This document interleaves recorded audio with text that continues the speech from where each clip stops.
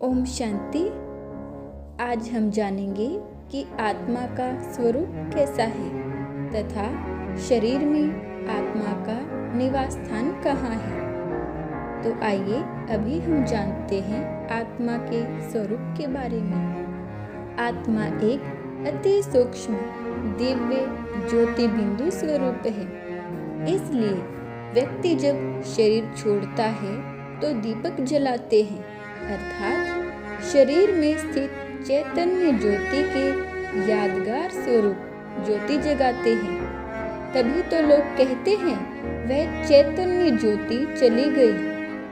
आत्मा एक चमकते हुए सितारे के समान है, एक प्रकाश पुंज है। आत्मा में सर्व शक्तियाँ विद्यमान होती हैं। तो अभी हम जानते हैं शरीर में आत्मा का निवास स्थान कहाँ है। दुनिया में आत्मा की शरीर में निवास के विषय में कई प्रकार की मान्यताएं हैं। कई लोग यह मानते हैं कि आत्मा हृदय में रहती है, लेकिन आज जब ऑपरेशन करते हृदय का ट्रांसप्लांटेशन किया जाता है तो सवाल उठता है कि उस वक्त आत्मा कहाँ जाएगी। कई कहते हैं कि आत्मा सारे शरीर में भ्रमण करती है। अब एक ही व्यक्ति एक ही समय में सुन भी रहा है, देख भी रहा है, बोल भी रहा है, हाथ भी हिला रहा है, चल भी रहा है। उस वक्त आत्मा कहाँ जाएगी। स्पष्ट है कि आत्मा का एक नियत स्थान होना चाहिए। जिस तरह गाड़ी में ड्राइवर का एक नियत स्थान है जहां बैठकर वह सारी गाड़ी को कंट्रोल करता है। ऐसा नहीं कि रिवर्स करना है तो पीछे दौड़ेगा, आगे चलाना है तो आगे जाएगा। नहीं, गाड़ी के सारे कंट्रोल्स एक ही स्थान पर होते हैं जहां से वह कंट्रोल करता है। ठीक इसी प्रकार मस्तिष्क शरीर को नियंत्रण करने वाला है। आत्मा मस्तिष्क एक स्नायु तंत्र के द्वारा शरीर की सभी कर्मेंद्रियों एवं ज्ञानेंद्रियों पर नियंत्रण रखती है। मेडिकल साइंस के द्वारा भी यह प्रमाणित किया गया है कि हाइपोथैलेमस और पिट्यूटरी ग्लैंड के बीच में आत्मा निवास करती है। इसलिए व्यक्ति जब अपने भाग्य की बात करता है तब भी वह अपना हाथ मस्तक पर फेरता है। भाग्य शरीर में नहीं है, परंतु आत्मा भाग्य लेकर आती और लेकर जाती है, क्योंकि आत्मा भ्रकुटी के पीछे बैठी है।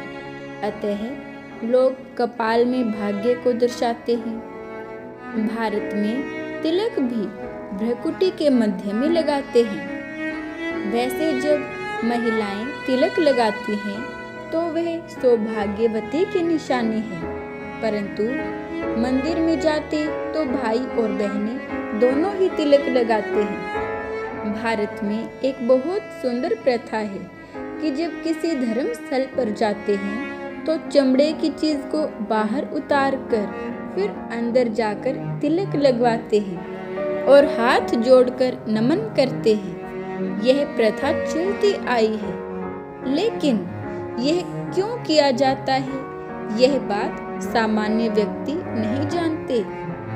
अब स्थूल चमड़े की चीज को तो बाहर उतार दिया, लेकिन ये शरीर भी तो एक चमड़ा है जिसका मनुष्य अभिमान करता है। वास्तव में उतारना है अभिमान के चमड़े को।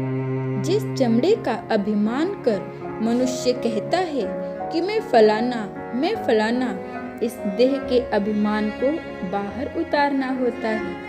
फिर अंदर जाकर तिलक लगाने का अर्थ है कि स्वयं को आत्मा निश्चय करो कि मैं देह नहीं, परंतु इस देह में विराजमान एक चैतन्य शक्ति आत्मा हूँ। इस स्मृति में मन को स्थित करके फिर भगवान की मूर्ति के सामने जाकर नमन करना चाहिए, अर्थात आत्मभाव में स्थित होकर फिर भगवान के सामने अपनी भावनाओं को अर्पित करना चाहिए।